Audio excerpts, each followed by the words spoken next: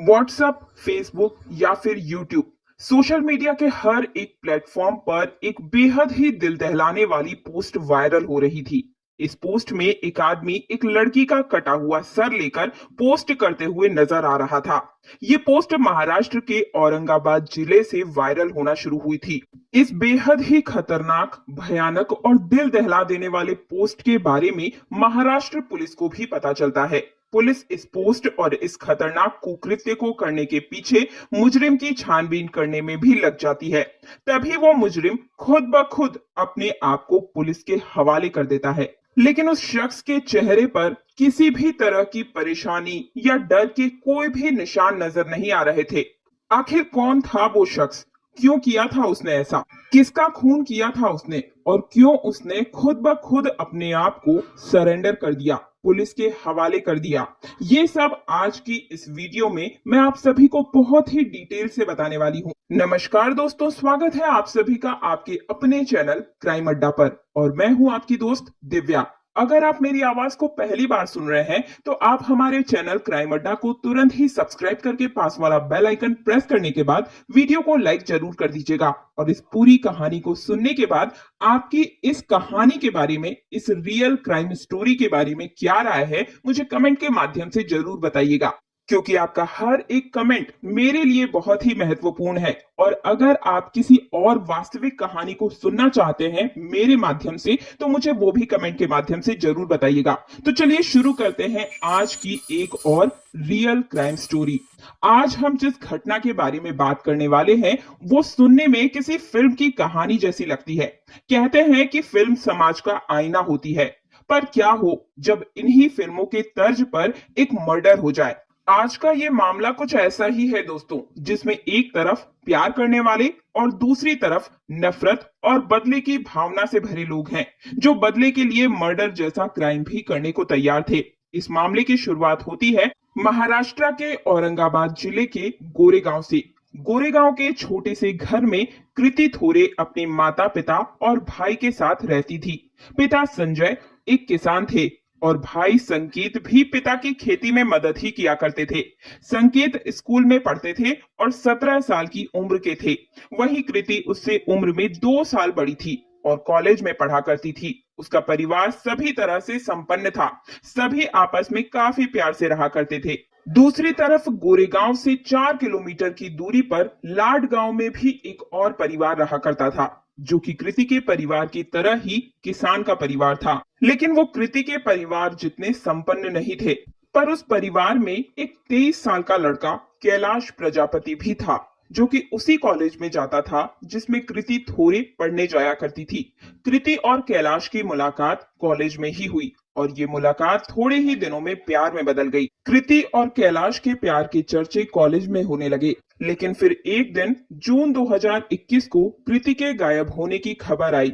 कृति के पिता संजय और कृति का पूरा परिवार कृति के इस अचानक गुम हो जाने से काफी परेशान थे।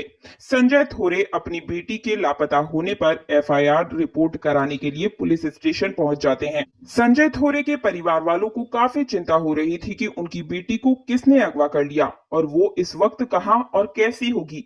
कृति के मिलने का कोई भी सुराग पुलिस को नहीं मिल पा रहा था। कृति के मिलने के सुराग का इंतजार करते करते लगभग 7 दिन का समय बीत चुका था। अभी भी कृति के पिता संजय थोरे अपनी बेटी के गुमशुदगी को लेकर काफी परेशान थे।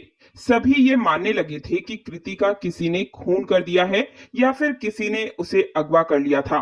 तभी उन्हें खबर मिलती है कि कृति मिल गई है और अभी पुलिस स्टेशन में है।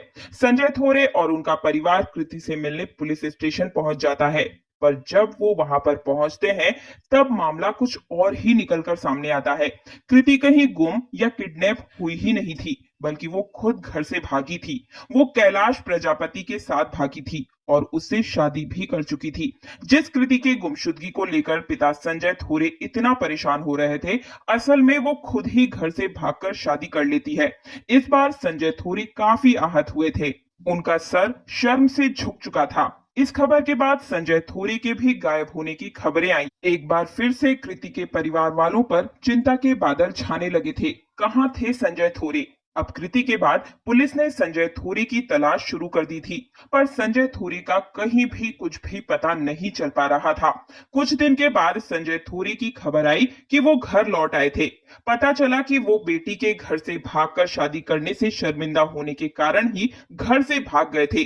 वो लोग और समाज से ताने सुनना नहीं चाहते थे, इसलिए उन्होंने बचने के लिए उन्होंने घर से चले जाना ही सही समझा था। जब उनको लगा कि ये मामला थोड़ा ठंडा हो चुका है तो वो घर लौट आए। संजय थोरे के परिवार वालों को कृति की इस घटना के बाद समाज में कई तरीके के ताने और अपमान सुनने को मिल रहे थे, और वहीं दूसरी तरफ कृति और कैलाश अपनी जिंदगी की नई शुरुआत के सपने देख रहे थे। कृति के परिवार की तरह कैलाश के परिवार में भी उनके भागकर शादी करने से काफी नाराजगी थी। लेकिन कुछ दिन के बाद कैलाश को अपने घर वालों का एक फोन आता है। फोन पर कैलाश के घर वाले उससे कहते हैं कि उन्होंने कैलाश और कृति को माफ कर दिया है और वो कृति और कैलाश को घर बुलाना चाहते थे। कैलाश ये खुशखबरी कृति को देता है। दोनों काफी खुश हो जाते हैं। कैलाश का परिवार कृति को अपना लेता है। कृति और कैलाश की जिंदगी एक बार फिर से पटरी पर आ चुकी थी। कृति और कैलाश को उनके समाज ने फिर से एक बार अपना लिया था और वो अब खुशी खुशी सबके साथ रह सकते थे। कृति और कैलाश काफी खुश थे और उनकी जिंदगी की खुशियां और भी बढ़ जाती है जब कृति के प्रेग्नेंट होने की खबर आती है। कृति मां बनने वाली थी। कृति और कैलाश काफी खुश थे, पर अभी भी कृति को कहीं ना कहीं अपने परिवार की कमी खल रही थी। उसके माता पिता ने अभी भी उसे माफ नहीं किया था, पर तभी एक दिन कृति के घर उसकी मां मिलने के लिए आती है। कृति अपने मां के आने से काफी खुश थी, पर कैलाश के परिवार वालों को कृति के मां के आने की ये बात खटक रही थी। आखिर अचानक से कृति की मां उससे मिलने के लिए क्यों आई थी, जबकि वो तो इस रिश्ते के सख्त खिलाफ थी। कृति की मां कृति से मिलकर काफी खुश नजर आ रही थी और कृति से उसके पिता को मनाने की बात कह रही थी। कृति की मां घर से जाते वक्त फूट फूट कर रोती हुई भी नजर आ रही थी, जैसे कि मानो वो अपनी बेटी को विदा कर रही हो। कृति भी अपनी मां को जाते हुए देखते हुए बहुत ही ज्यादा रोने लग जाती है, जिसे कैलाश और उसके परिवार वाले भी देख रहे थे। सबको लगा कि कृति की मां उससे बहुत प्यार करती है और अब वो कृति और उसके पिता के बीच के मनमुटाव को ठीक करने वाली है। लगभग 10 दिन के बाद 6 दिसंबर 2021 की सुबह कृति के घर कृति की मां और उसका भाई संकेत थोरे आते हैं। कृति उस समय अपने खेत में काम कर रही थी। अपनी मां और अपने भाई को देखकर कृति की खुशी का ठिकाना नहीं रहा। वो दौड़ती हुई अपनी मां और भाई से मिलने आ गई। कैलाश का परिवार भी उस समय खेतों में ही काम कर रहा था, पर कैलाश की तबीयत खराब थी, इसलिए वो घर के अंदर एक कमरे में आराम कर रहा था। कृति अपनी मां और भाई संकेत को घर के अंदर ले गई। कैलाश भी कृति की मां और भाई से मिला। कृति ने अपने भाई और मां को दूसरे कमरे में बैठाया और खुद चाय बनाने चली गई। कृति की मां और भाई भी कृति के पास उससे किचन में बात करने पहुंच जाते हैं। तब तक एकदम से ही बहुत ही तेज आवाज आती है बर्तनों और डिब्बों के गिरने की। कैलाश घबरा जाता है और भागकर किचन में जाता है। तब जो नजारा वो देखता है वो बहुत ही भयानक और दिल दहला देने वाला था दोस्तों। कृति की मां ने एक तरफ से कृति के पैर जोर से पकड़ रखे थे और दूसरी तरफ उसका भाई संकेत हंसिए से लगातार कृति के गर्दन पर वार किए जा रहा था। कैलाश ये सब देखकर घबरा गया और उसने संकेत को रोकने की कोशिश की, पर संकेत पर तो मानो भूत सवार था और कैलाश को देखकर उसने कैलाश पर भी वार करने की कोशिश की, पर कैलाश वहां से भागने में कामयाब हुआ। कुछ देर के बाद संकेत अपनी बहन का कटा हुआ सिर लेकर घर के बाहर निकलता है। उसने अपनी बहन के कटे हुए सिर के साथ अपनी फोटो भी ली, मानो जैसे कि उसने कोई महान काम किया हो। इसके बाद वो दोनों माँ बेटे बाइक पर सवार होकर वहां से चले गए। इस घटना के बाद पुलिस को फोन किया गया। पुलिस इस घटना की छानबीन करने आती है और कैलाश से उसका बयान लिया जाता है। कैलाश इस घटना के बाद काफी सहम गया था। आखिर कोई माँ अपनी ही बेटी के साथ ऐसा कैसे कर सकती है। पुलिस ने संकेत और उसकी माँ की खोजबीन शुरू कर दी थी। वहीं दूसरी तरफ संकेत का अपनी बहन के कटे हुए सर के साथ खींची हुई फोटो व्हाट्सएप पर वायरल हुए जा रही थी। आरोपी संकेत और उसकी मां दोनों ही अब पुलिस की गिरफ्त में थे। केस साफ था, दोषी पकड़े जा चुके थे। ये मामला था ऑनर किलिंग का। अब दोस्तों अगर आपको ऑनर किलिंग का मतलब नहीं पता हो तो यहाँ पर मैं आपको बताना चाहूंगी कि ऑनर किलिंग यानी कि अपनी प्रतिष्ठा और गर्व के लिए किसी का खून कर देना। कृति के घर से भाग जाने के बाद कृति के परिवार वालों को काफी ताने सुनने को मिल रहे थे। कृति के पिता संजय थोरे को काफी शर्मिंदगी का सामना करना पड़ रहा था। कृति के परिवार वालों के अंदर कृति के लिए काफी नफरत पैदा हो चुकी थी और गर्व के लिए किसी का खून कर देना। कृति के घर से भाग जाने के बाद कृति के परिवार वालों को काफी ताने सुनने को मिल रहे थे। कृति के पिता संजय थोरे को काफी शर्मिंदगी का सामना करना पड़ रहा था। कृति के परिवार वालों के अंदर कृति के लिए काफी नफरत पैदा हो चुकी थी और ये नफरत दिन ब दिन बढ़ती ही जा रही थी और इसी नफरत ने क्राइम का रूप ले लिया। कृति और कैलाश एक ही कास्ट से बिलोंग करते थे, यानी कि ये कोई इंटरकास्ट मैरिज तो नहीं थी, लेकिन फिर भी उनके माता पिता को ये शादी मंजूर नहीं थी। कृति ये बात अच्छे से जानती थी कि उसके माता पिता कभी भी उसकी शादी की बात पर राजी नहीं होंगे, इसलिए उसने बिना बताए घर से भागकर शादी करना ही सही समझा। कुछ महीनों बाद जब कृति ने अपनी माँ को अपने घर पर देखा तो उसे लगा कि अब सब कुछ सही हो चुका है। उसके परिवार वालों ने उसे माफ कर दिया है, पर उसका यही समझना गलत था। उसकी माँ उससे मिलने तो आई थी, पर उसके मन में अभी भी कृति के लिए नफरत ही भरी हुई थी। उसकी माँ का जाते हुए फूट फूट कर रोना और पिता से सुलह करवाने की सारी बात मात्र एक दिखावा थी। ऊपर से जब कृति की माँ को ये पता चलता है कि कृति भी माँ बनने वाली है तो उसकी नफरत कृति के लिए और भी ज्यादा बढ़ गई। दोस्तों, कृति की माँ को लगा कि जिसके कारण उसे और उसके परिवार वालों को इतने ताने सुनने को मिल रहे हैं, इतनी शर्मिंदगी महसूस करनी पड़ रही है, वो खुशी खुशी अपना परिवार बसाने की तैयारी में है। बस फिर क्या था, बस फिर तभी उसकी माँ ने ये डिसाइड कर लिया कि वो कृति का घर उजाड़ कर ही रहेगी, भले ही उसके लिए उसे उसकी जान क्यों ना लेनी पड़े। पर इसके लिए कृति का विश्वास जीतना काफी जरूरी था, जिसके लिए उसकी माँ ने पहले तो उसके साथ सुलह करने का दिखावा किया और फिर 10 दिन के बाद अपने बेटे के साथ कृति को मारने के इरादे से उसके घर गई। भाई और माँ को देखकर बहुत ही ज्यादा खुश थी कृति, पर वो कहाँ जानती थी कि उनके मन में क्या चल रहा है। वो खेत पर से भागते हुए उनसे मिलने के लिए आती है। वो दोनों को अपने साथ घर के अंदर ले गई और उनकी खातिरदारी में जुट गई। उस समय कैलाश भी घर के अंदर ही मौजूद था, पर उसकी तबीयत खराब थी। साथ ही उसे भी यकीन हो चला था कि उसकी सास ने उसे और उसकी बेटी को अपना लिया है, इसलिए वो निश्चिंत था। उसे थोड़ा भी शक नहीं हुआ कि उसकी सास और उसका साला उस दिन उसकी बीवी का खून करने के मकसद से आए हैं।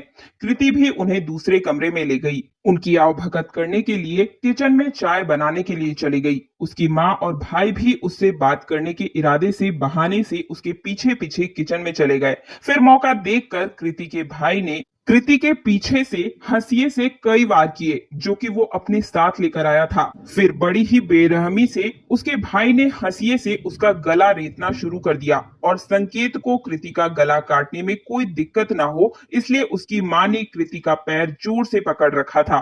कितना भयानक हो रहा होगा ये मंजर दोस्तों। कृति के पति को जब ये शोरगुल सुनाई दिया तो वो तुरंत ही भागकर किचन में जाकर देखता है और जो भयानक नजारा वो देखता है उसे देखकर डर जाता है। उसने कभी सपने में भी ऐसा नहीं सोचा था कि उसके घर जो मेहमान बनकर आए हैं उसके सास और साला ऐसा कुछ भी कर सकते हैं। खून करने के बाद भी संकेत का गुस्सा शांत नहीं हुआ। 17 साल के संकेत ने न सिर्फ अपनी बहन का गला रेता बल्कि उसके कटे हुए सिर के साथ सेल्फी भी खींची, जैसे मानो उसने कोई बहादुरी का काम किया हो। साथ ही वो उसकी बहन के कटे हुए सिर को घर के बाहर भी लेकर आता है और जिसे उसके पड़ोसियों ने भी देखा। संकेत अपनी बहन के कटे हुए सिर को शो ऑफ करते हुए दिखाई दे रहा था। ये ठीक मराठी फिल्म सायराठ जैसी स्टोरी लगती है दोस्तों, जिसमें लड़की के पिता और भाई उससे मिलने और सुलह करने के बहाने घर में आते हैं और उसके बच्चे की हत्या कर देते हैं। कैलाश, जो कि अपनी पत्नी के साथ एक नए जीवन के सपने देख रहा था, वो सदमे में था। आखिर कोई माँ और भाई इतने बेरहम कैसे हो सकते हैं? अपने ही हाथों वो इतनी बेरहमी से अपनी ही बहन का कत्ल कैसे कर सकता है। संकेत मात्र 17 साल का था, वो अभी भी एक कच्ची उम्र के पड़ाव पर था, नाबालिग था। इसलिए भले ही वो इस क्राइम का प्राइम सस्पेक्ट था, फिर भी इस जुर्म के लिए उसके पिता और खास करके उसकी मां को दोषी माना जा रहा था, जिसने ये सारा षड्यंत्र रचा था और संकेत को अपनी ही बहन के खिलाफ भड़काकर उससे ऐसा घिनौना काम करवाया, ये जानते हुए भी कि कृति उस समय 2 मंथ प्रेग्नेंट थी। उन्होंने एक बार भी ये नहीं सोचा कि वो एक नहीं बल्कि 2 जिंदगियों की जान ले रहे हैं। पुलिस अभी भी इस बात की छानबीन में लगी हुई है कि क्या संकेत के पिता भी इस जुर्म में उनके साथ थे या फिर नहीं, या फिर ये काम सिर्फ मां और बेटे ने अकेले ही साजिश करके किया, क्योंकि कृति के भागकर शादी करने के बाद संजय थोड़े भी उतने ही नाराज थे और समाज के अपमान से बचने के डर से वो 2 दिनों तक गायब भी थे। अभी भी इस केस की सुनवाई और फैसला आना बाकी है। कृति के पिता के इस केस में इन्वॉल्व होने को लेकर अभी तक पुलिस के हाथ कुछ नहीं लगा है। इतना समय बीत जाने के बाद और आरोपियों के गिरफ्तार हो जाने के बाद भी आखिर फैसले में इतनी देरी क्यों हो रही है। गवर्नमेंट की रिपोर्ट के मुताबिक 2017 से लेकर 2019 के बीच 147 ऑनर किलिंग की रिपोर्ट सामने आई है और कृति थोरे की केस की तरह ही ये 147 केस आज भी पेंडिंग है, या तो फिर भुला दिए गए हैं या फिर कहीं फाइलों में दब चुके हैं। कहां है ये ऑनर किलिंग के हत्यारे, इस बात की पुष्टि नहीं की जा सकी है। शायद ये आज भी खुलेआम घूम रहे हैं। ये कोई नई बात नहीं है। ऑनर किलिंग को हमारे समाज में एक जायज कारण माना जाता है हत्या का। 2 लोगों के प्यार करने की इतनी बड़ी सजा, क्या ये सही है? क्या कृति को अपने भाई या अपनी मां के ऊपर भरोसा नहीं करना चाहिए था? बहन और उसके होने वाले बच्चे की इतनी बेरहमी से क्या हत्या करना जायज है? वो भाई और वो मां जो कभी उसके अपने थे, जिसके साथ कृति का बचपन बीता था, क्या सम्मान का एहसास इतना गहरा होता है? हल्की सी चोट से लोग अपने परिवार और अपनों को ही भूल जाएं और हैवानियत से भरे जुर्म को अंजाम दे बैठें। क्या हत्या ही इसका एकमात्र उपाय था अपने ठेस लगे सम्मान को वापस लाने का? कैसे रोका जा सकता है ऑनर किलिंग के इन केसेस को? एक सवाल मैं आप लोगों से भी पूछना चाहूंगी, क्या आपने या आपके दोस्तों या परिवार वालों में से किसी ने ऐसा कुछ एक्सपीरियंस किया है? मुझे कमेंट में जरूर बताइएगा। आपका एक एक कमेंट मेरे लिए बहुत इंपॉर्टेंट होता है।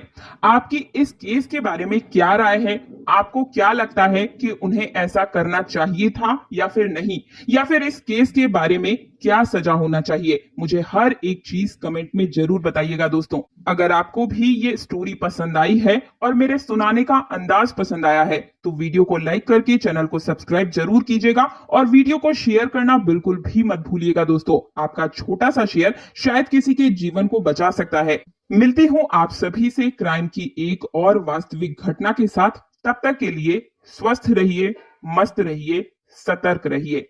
जय हिंद, जय भारत।